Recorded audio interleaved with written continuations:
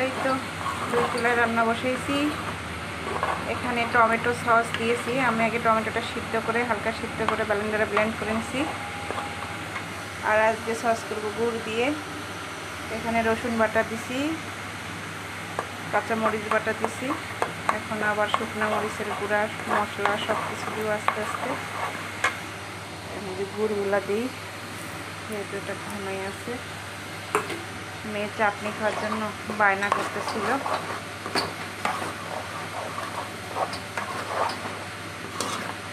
এই জন্য চাটনিটা বানাই।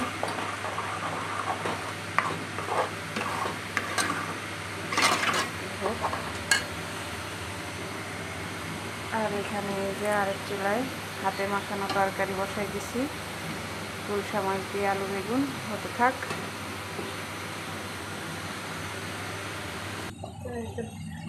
সামান্য লবণ দিব।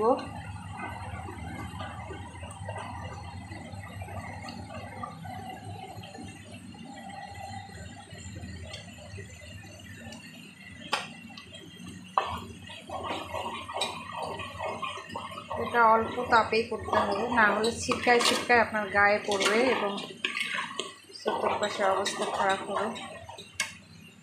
আর চুলার অবস্থা কী ছিল, আর এখন দেখেন আবার এই যে পরিষ্কার করে রান্নাঘর একদম ক্লিন করা হয়েছে। এবারে শুকনো মরিচের গুঁড়া দিব, যাতে একটু ঝাল ঝাল হয়।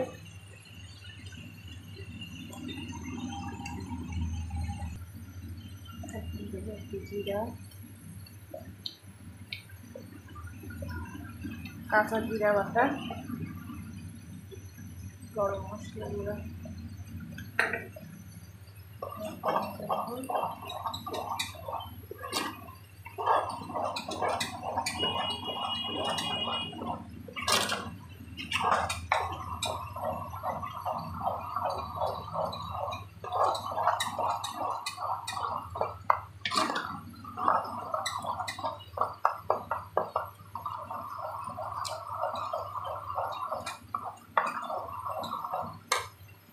এভাবে বাসায় সস বানালে কিন্তু সেটা স্বাস্থ্যসম্মত হয় এবং খাওয়ার টেস্টটাও অনেক মজা হয়। কিন্তু বাইরের সসটা আমি খাইতে পারি না, আমার কাছে বিচ্ছিরি লাগে, এই আর কি।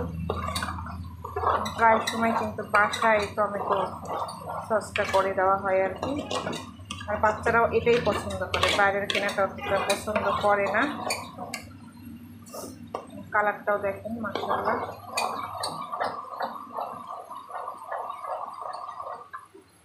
তো আমার সস হয়ে এসেছে, এখন একটু মশলার গুঁড়া ছিটিয়ে দিলাম, ভালো করে নেড়ে চেড়ে।